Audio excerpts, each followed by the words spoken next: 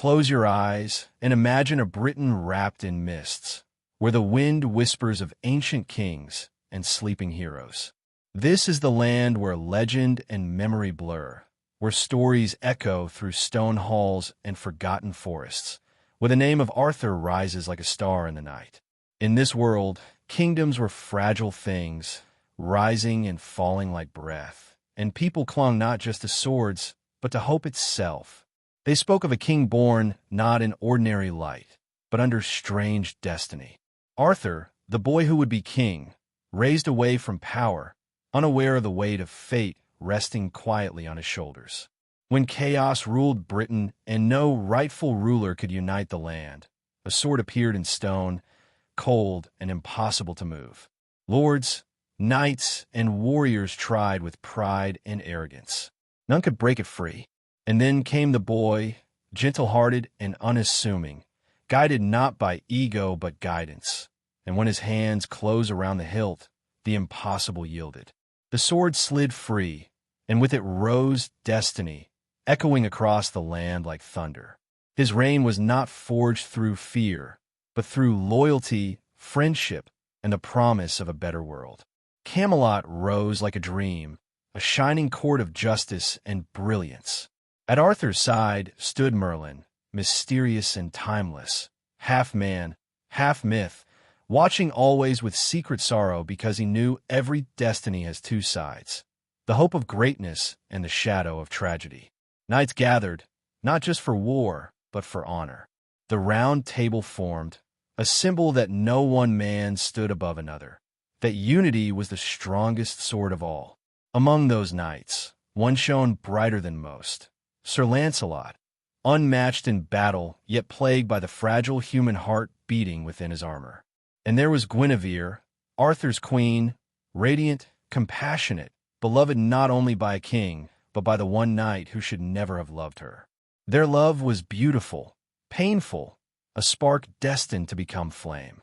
Meanwhile, Morgana watched in silence, a woman of magic, kin to Arthur yet divided by anger, betrayal, and fate.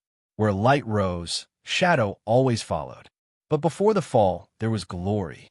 Quests stretched across wastelands and enchanted forests. Knights rode in search of the unknowable, of relics like the Holy Grail, of meaning beyond steel and crown. They've battled monsters, illusions, and their own doubts.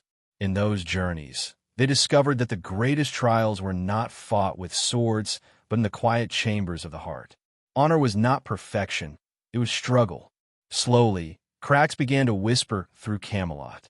Secrets became storms. The forbidden love of Lancelot and Guinevere began to burn through trust like fire through parchment. Loyalty trembled, brotherhood fractured, and in the distance, Mordred appeared like destiny's final shadow, born from betrayal and vengeance, a reminder that no great legend escapes its price. War came, heavy and sorrowful. Arthur faced Mordred not only as an enemy, but as a living symbol of everything broken. Steel clashed beneath a dark sky. Legends say the winds howled like grieving spirits. Arthur struck Mordred down, but the victory cost him dearly. The great king fell, wounded not merely in body, but in spirit, his dream bleeding into the earth. Yet legend does not end in silence. Arthur was carried to Avalon, the mystical isle beyond mortal reach, where time moves differently, where heroes do not die but sleep. They say he rests still, not gone, but waiting. The once and future king, a promise rather than a memory.